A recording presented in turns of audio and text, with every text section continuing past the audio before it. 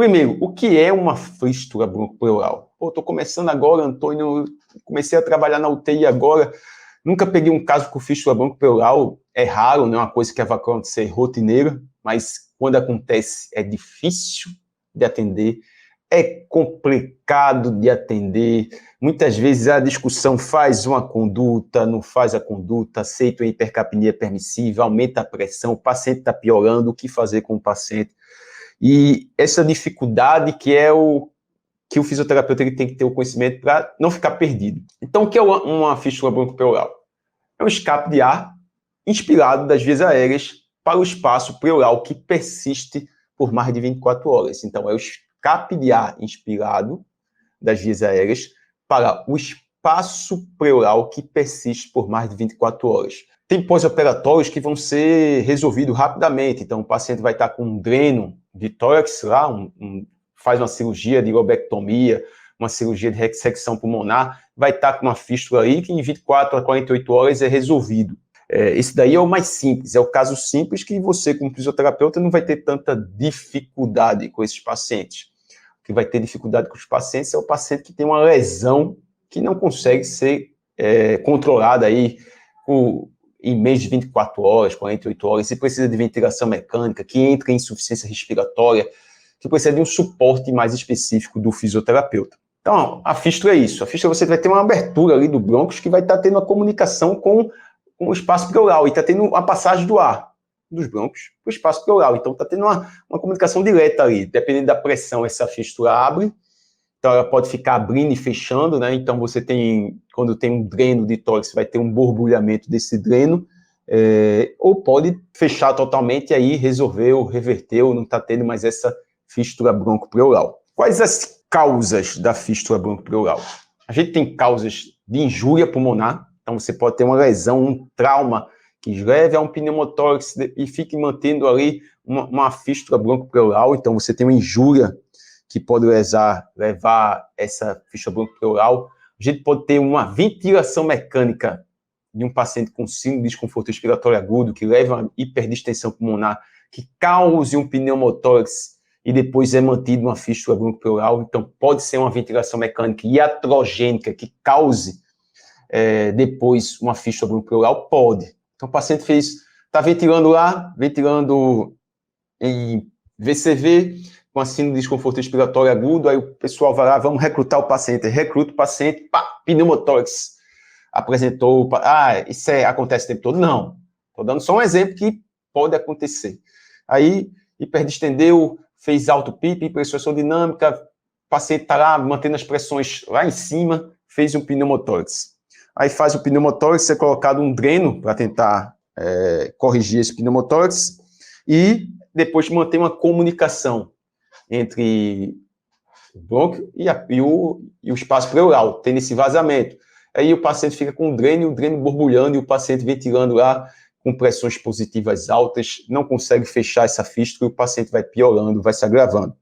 Então, uma das causas também pode ser a hiperdistensão alveolar da ventilação mecânica. Outras, cirurgias de ressecção pulmonar vão apresentar essa fístula, mas a maioria das vezes, quando é uma cirurgia controlada, vai ser resolvida em 24 a 48 horas essas fístulas. O que é que pode complicar? Se tiver uma infecção, se o paciente tiver fazendo quimioterapia, radioterapia aí por muito tempo, e isso pode gerar um aumento do risco de ter uma fístula broncopleural que vai ficar subaguda, que vai piorando.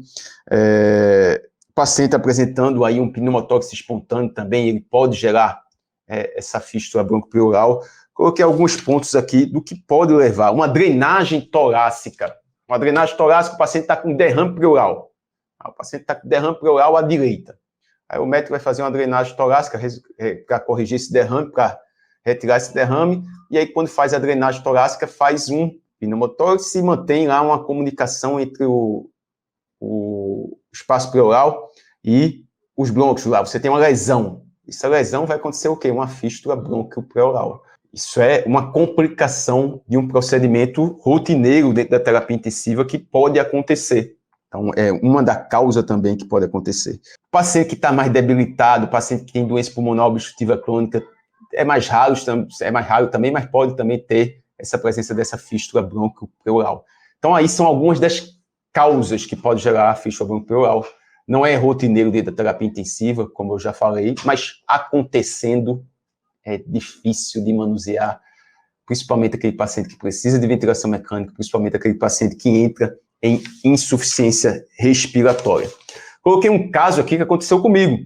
Esse paciente, eu lembro, isso foi um dos primeiros pacientes, pode estar faltando alguns detalhes aqui, mas foi um dos primeiros pacientes que eu peguei com fístula bronquiopleural. Então, estou atuando há 15 anos dentro da terapia intensiva, sou especialista em fisioterapia e terapia intensiva, tenho mestrado em fisioterapia, coordenador do UTI, e peguei já pacientes assim, nesse momento que eu peguei, não tinha uma certa dificuldade ainda, isso foi faz tempo, esse paciente eu peguei quando eu trabalhava no hospital aqui em Recife, e um paciente entubado por insuficiência respiratória, uma paciente jovem foi entubada por insuficiência respiratória, cursou com síndrome de desconforto respiratório agudo, fez um pneumotórax, após a drenagem do pneumotórax, não revertia uma fístula, essa fístula foi mantida e foi piorando.